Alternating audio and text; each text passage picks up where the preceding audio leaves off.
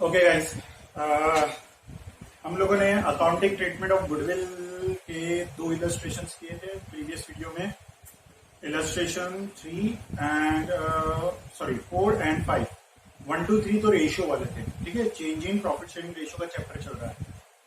अब illustration 6 goodwill का एक और वेराइटी था, उसको मैं भी स्किप कर रहा हूं, हटा नहीं रही सर, बाद में समझाएंगे। आज इस वीडियो के अंदर हम कवर कर रहे हैं दोस्तों वर्कमैन कंपेंसेशन रिजर्व। सर ये कौन सा नया रिजर्व आ गया, उसी के बारे में अकाउंटिंग ट्रीटमेंट आज शुरू करने जा रहे हैं गाइस।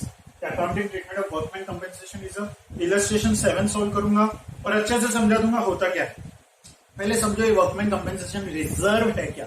रिजर्व मतलब क्या कि हम लोग जो भी बिजनेस के अंदर नेट प्रॉफिट्स आते हैं, नेट प्रॉफिट समझ में आया कि हाँ सर, जितने भी बिजनेस में रेवेन्यूज हुए उसमें से जितने ही बाहर वालों को कुछ पेएबल आता है, जो भी पेमेंट्स आते हैं, परचेज का पेमेंट, ट्रांसपोर्ट का पेमेंट, एडवर्टीजमेंट का पेमेंट, टेलीफोन का, जितनी रिकरिंग एक्सपेंसेस है, वो रिकरिंग एक्सपेंसेस को माइनस करने के बाद, इधर पेड और पेएबल माइनस करने के बाद आपको आता है नेट प्रॉफिट।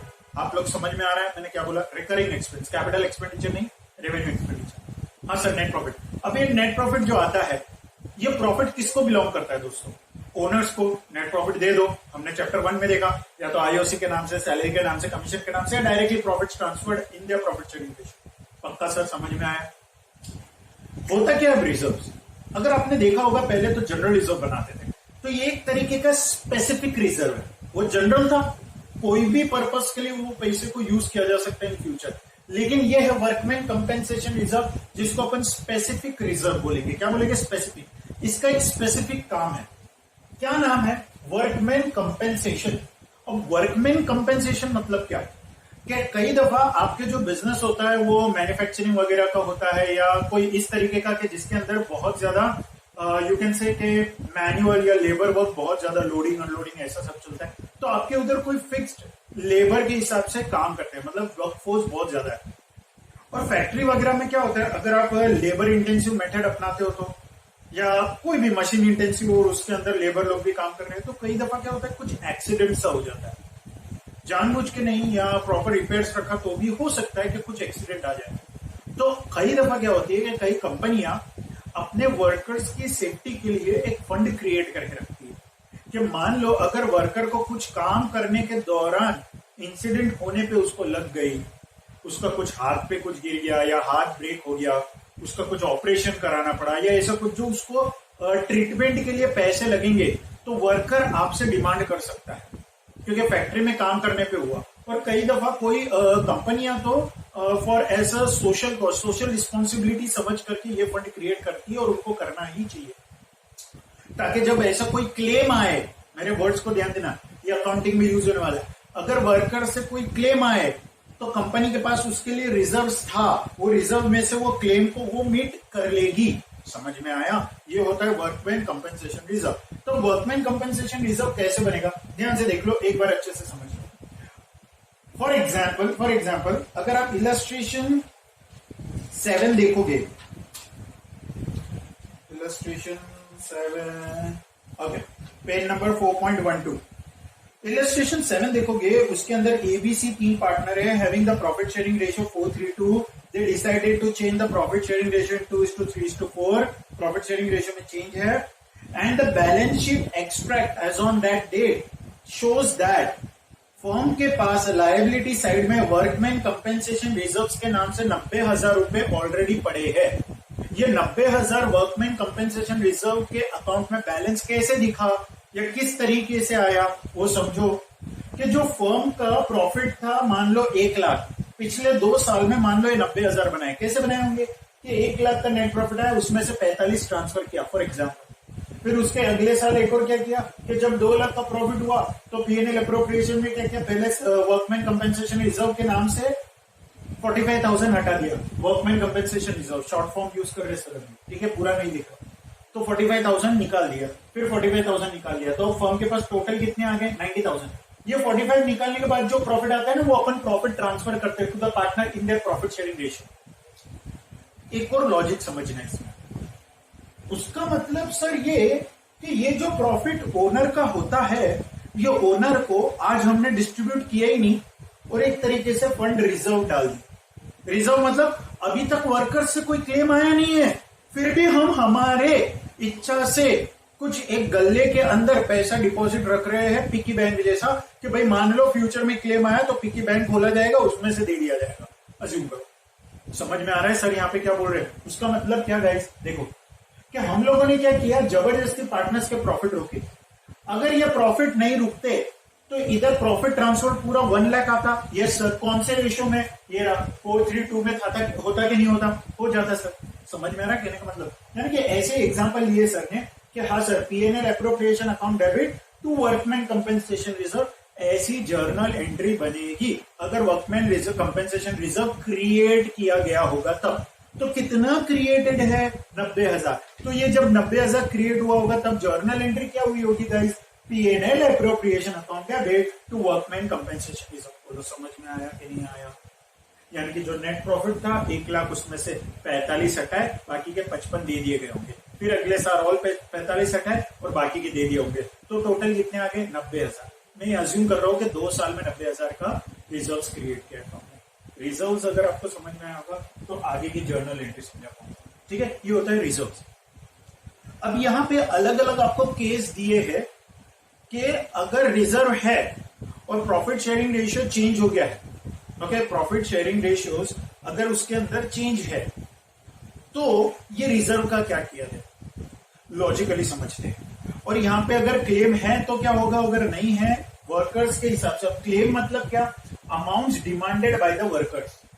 क्या हाँ भाई हमने रिजर्व बना रखे 90,000 के, क्लेम आ गया 45 का, क्लेम आ गया 40 का, क्लेम आ गया 10 का, या कोई क्लेम ही नहीं आया, तो अभी रिजर्व का क्या करें समझना।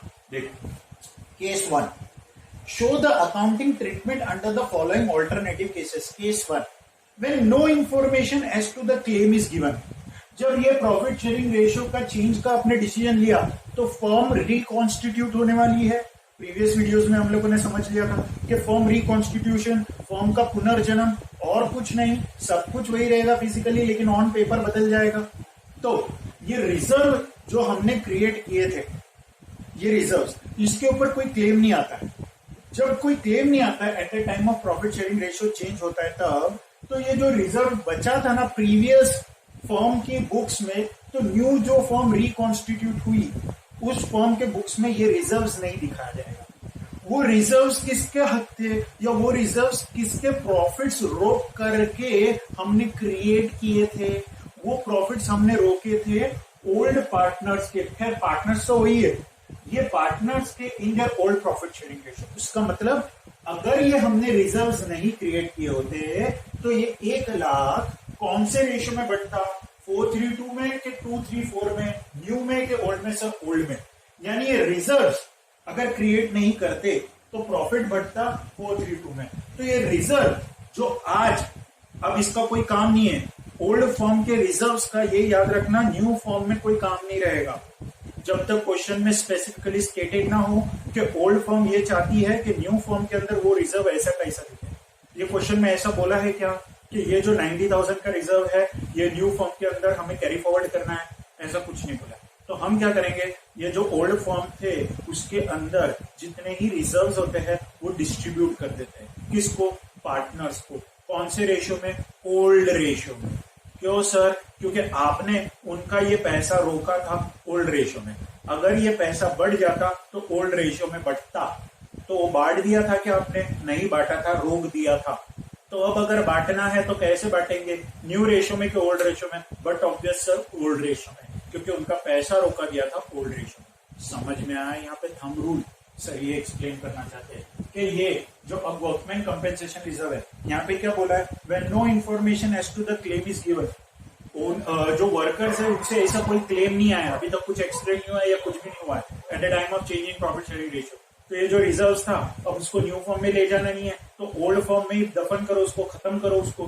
तो अगर खत्म करेंगे तो क्या करेंगे, देखो रिजर्व्स का बैलेंस क्या होता है, क्रेडिट बैलेंस होता है, लायबिलिटी साइड पे दिखती है। देखो ना जर्नल एंट्री भी क्या हुई थी, PNL appropriation account debit, workman compensation reserve account credit.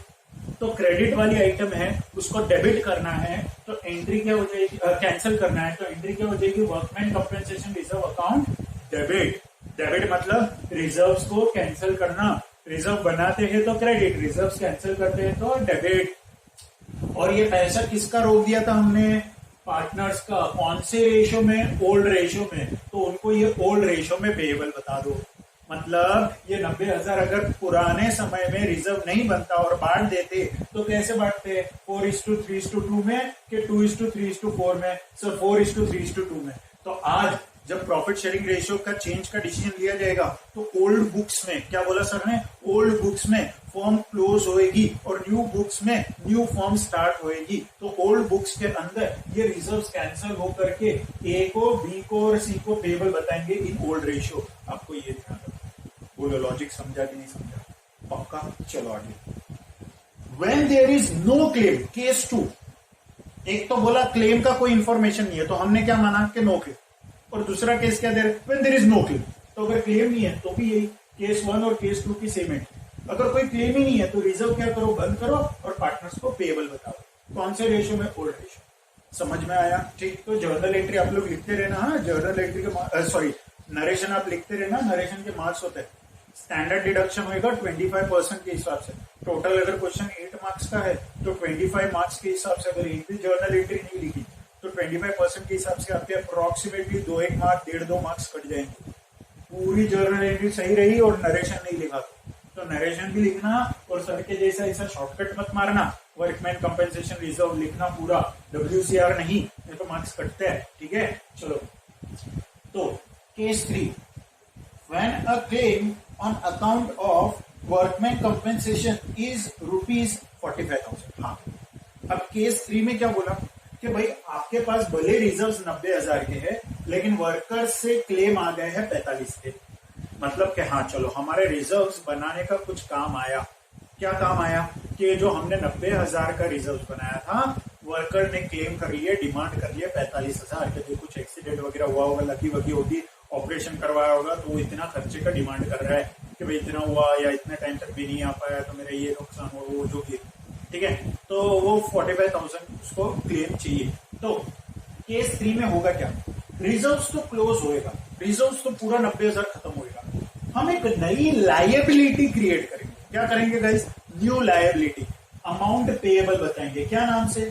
To workman compensation claim. Liability create करते हैं तो क्या करते हैं? डेबिट के क्रेडिट, क्रेडिट। लायबिलिटी बढ़ाना है तो क्या करेंगे? Credit. Workman compensation claim account को क्रेडिट किया, यानी ये पेएबल बता रहे हैं। किसको पेएबल बता रहे हैं? वर्कर को। पे नहीं किया क्या सर कैश में? अभी नहीं किया तो हम लोग क्या कर रहे हैं? अभी खाली पेएबल बता रहे हैं। ठीक है, तो रिजर्व्स कैंसल और पेएबल बता दिया 45, यानी रिजर्व्स में से 45 पेएबल बता दिए।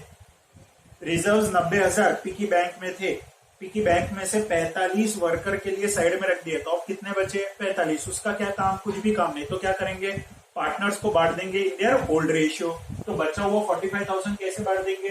4:3:2 में, यानी 20,000, 15,000 and 10,000 payable to the partners in their old ratio. ठीक है, चलो वैसे ही। अब केस 3, केस 3 में ये बोला है, केस 3 अच्छा है, सॉरी केस 4, केस 4 अच्छा है, उसमें अच्छे से समझना। ये केस 3 था, 1 और 2 तो इधर ही हो गया। ये केस 3, ये case 4। When a claim on account of workman compensation is 99,000, पिकी बैंक में 90,000 डाल रखे, क्लेम आ गया 99 का, उसका मतलब 9,000 और हमें पॉकेट में से डालने होंगे। तो एक तरीके से फर्म के लिए 9,000 का और नुकसान हुआ कि नहीं हुआ? सर बिल्कुल। तो हम क्या करेंगे? देखो, रिजर्व 90,000 का गल्ला फोड़ेंगे, वो कैंसिल करेंगे, पेएबल बताएंगे। देखो वर्कर को तो क्लेम कितना पेएबल बताना है आपको, लायबिलिटी अब कितनी बतानी है आपको? 99,000 की। पिकी बैंक में से कितने निकल गए? 90,000। बाकी का 9,000 क्या हो जाएगा? लॉस। क्या नाम से डेबिट किया? Revaluation account debit. अब बोलोगे सर ये नया अकाउंट क्या आ गया? जब भी पार्टनरशिप फॉर्म रिकॉन्स्टिट्यूट होती है due to change in profit sharing ratio on the time of admission, on the time of retirement, on the time of death, उस समय सारे ही असेट्स और लायबिलिटी को रीवैल्यू किया जाता है। क्योंकि न्यू फॉर्म के अंदर जो असेट्स और लायबिलिटी बुक होगी वो रीवैल्यूड फिगर पे बुक। रीवैल्यूड मतलब हम भले ही बुक्स में उसको इतनी वैल्यू पे बता रहे थे, डेप्री वगैरह लगा, तो आज हम लोग बता रहे थे उसकी बुक वैल्यू मान लो 1 लाख, लेकिन मशीन की अगर आज मार्केट वैल्यू देखने गए तो आ गई 80,000। तो न्यू बुक्स के अंदर वो कितने से रिकॉर्ड होनी चाहिए, 1 लाख से कि 80,000 सर 80,000। तो फायदा नुकसान जो भी होता है वो रिवैल्यूएशन अकाउंट में डालते हैं। Revaluation account is nothing but your P&L account जैसा, बट उस समय हम लोग कुछ बिजनेस के प्रॉफिट से लॉस कैलकुलेट नहीं करते। ये रिवैल्यूएशन अकाउंट बनता है for the revaluation of assets और लायबिलिटी। तो असेट्स और लायबिलिटी को रिवैल्यू करते समय या तो कुछ फायदा हो जाता है फर्म को या कुछ नुकसान हो जाता है। तो इस केस में नुकसान हो रहा है, तो जैसे नुकसान होता है तो P&L जैसे डेबिट होता है वैसे रिवैल्यूएशन अकाउंट डेबिट होगा बिकॉज ऑफ नॉमिनल नेचर। तो लॉसेस क्या हो जाते हैं, डेबिट ना हो जाता है। अब ये लॉसेस किसको भुगतने पड़ेंगे, पार्टनर को। क्यों भाई, फायदा था तो बांटा ना, वैसे नुकसान होएगा तो बियर करना पड़ेगा ना, बोन करना पड़ेगा। ठीक है, तो कौन बोन कर रहा है गाइस, ये देखो रिवैल्यूएशन अकाउंट डेबिट। तो अंत में ये नॉमिनल अकाउंट कैंसिल ऑफ होने चाहिए। नॉमिनल अकाउंट कहाँ ट्रांसफर हो जाएंगे, पार्टनर्स कैपिटल। तो ये लॉस हो गया 9,000 का, तो 9,000 का लॉस हमने कैंसिल कर दिया और पार्टनर्स को डेबिट कर दिया। प्रॉफिट था तो पेएबल, लॉसेस है तो डेबिट। प्रॉफिट है तो क्रेडिट पार्टनर्स को और लॉसेस है तो डेबिट पार्टनर से। यानी ये जो 9,000 शॉर्ट पड़ रहा है ये हम A, B और C से डिमांड करेंगे। रियल ओनर कौन है, ये लोग ही तो, इन्हीं से तो डिमांड करेंगे। समझ में आ रहा है गाइस। तो आप 4,000 दो, आप 3,000 दो, आप 2,000 दो, यानी उनसे रिसीवेबल बताया इसलिए डेबिट कर रहे हैं। ठीक है, okay. To revaluation account 9 losses हमने ट्रांसफर कर दी। इस तरीके से केस 4 केस 5 है, सिंपल है। When a claim on account of workman compensation is 90,000। आपके पास रिजर्व्स कितने थे, 90। क्लेम भी आ गया 90। कुछ भी फायदा नुकसान नहीं। तो देखो क्या हुआ, workman compensation reserve account debit 90, reserve cancel और क्लेम आ गया 90 का। समझ में आया आपका, क्लेम डायरेक्ट बुक कर दिया, ना फायदा ना नुकसान। थोड़ा दिमाग है। लॉस आया तो रिवैल्यूएशन डेबिट किया, लॉस नहीं था तो रिजर्व को रिवैल्यूएशन में क्यों नहीं ट्रांसफर किया, डायरेक्ट इनकम क्यों नहीं बताया। अल्टीमेटली वो इनकम कहां ट्रांसफर होता। अगर आप ऐसे बोलोगे workman compensation reserve account debit to revaluation, यानी इनकम बताओ 90,000, फिर क्या करते हैं अगली entry, revaluation account debit to A to B to C, करते तो वही। तो रिवैल्यूएशन कैंसिल हो गया। सर फिर इधर भी वही करते ना, कर सकते। समझ में आ रहा है, इधर भी ऐसा किया जा सकता है, लेकिन बेटर है कि आप एग्जाम में यही करो, इसके मार्क्स होते हैं। ठीक है, ये नहीं करोगे तो मार्क्स लगते हैं। लॉसेस स्पेसिफिकली आप बुक करोगे तो बेटर है। ठीक है, तो इस तरीके से रिवैल्यूएशन का टॉपिक होता है बेटा, अच्छे से देख। सॉरी, वर्कमैन कंपेंसेशन रिजर्व का टॉपिक होता है। वर्कमैन कंपेंसेशन रिजर्व है क्या, कि एक तरीके से हम लोग रिजर्व्स पहले से बना करके रखते हैं कि अगर फ्यूचर में कोई क्लेम आ गया वर्कर द्वारा तो उसको मीट कर पाएंगे। तो इस क्वेश्चन में क्या दिया था कि अब ये जो रिजर्व आपने बनाए थे, फर्म रिकॉन्स्टिट्यूट होने जा रही है, पुरानी फर्म क्लोज, नई फर्म शुरू। तो पुरानी फर्म के जो भी रिजर्व्स थे वो अगर कुछ नहीं बोले तो न्यू फर्म के अंदर कैरी फॉरवर्ड नहीं होते, पुरानी फर्म में डिस्ट्रीब्यूट हो जाते हैं। तो अगर कोई क्लेम नहीं आ रहा है तो जो रिजर्व आपने रोका था वो ओल्ड रेशियो में रोका था, तो ओल्ड रेशियो में डिस्ट्रीब्यूट कर दो। तो रिजर्व को क्या किया, कैंसिल, और पार्टनर्स को पेएबल ओल्ड रेशियो में। अगर कोई क्लेम आ गया तो क्लेम बताओ, यानी लायबिलिटी बताओ। अच्छा सर, ये जो नई बैलेंस शीट है, न्यू फॉर्म की बैलेंस शीट बनेगी, उसमें क्लेम दिखेगा। जब तक हम लोग वर्कर को पे नहीं कर देते, हाँ दिखेगा, ये क्लेम दिखेगा। ये कैंसिल हो गया और पार्टनर्स के ये बैलेंसेस इफेक्ट कर देंगे न्यू फॉर्म के अंदर। समझ में आ रहा है यहाँ पे क्या बोल। तो अगर क्लेम आया तो लायबिलिटी बताओ और बाकी का पैसा जो रिजर्व है वो बांट दो। क्लेम कम पड़े, सॉरी क्लेम ज्यादा आ गया, रिजर्व कम था, तो क्या करेंगे, लॉस बुक करेंगे और पार्टनर से रिसीवेबल बताएंगे। क्योंकि वर्कर को तो पेएबल बताएंगे हम 99, रिजर्व कैंसिल किया और लॉस बुक किया, और वो लॉस के एवरेज में हम लोगों ने पार्टनर से डिमांड किए ताकि हम वर्कर्स को 99 पे कर पाएंगे। और लास्ट क्या था, अगर जितना रिजर्व उतना ही क्लेम है तो क्या होगा, रिजर्व कैंसिल, क्लेम खराब। और यहाँ पे पार्टनर्स का ना प्रॉफिट ना लॉस, तो कुछ भी पार्टनर्स की जगह लेती नहीं। ठीक है, और रिजर्व कैसे बनते हैं वो भी समझा दिया, क्लेम क्या होता है वो भी।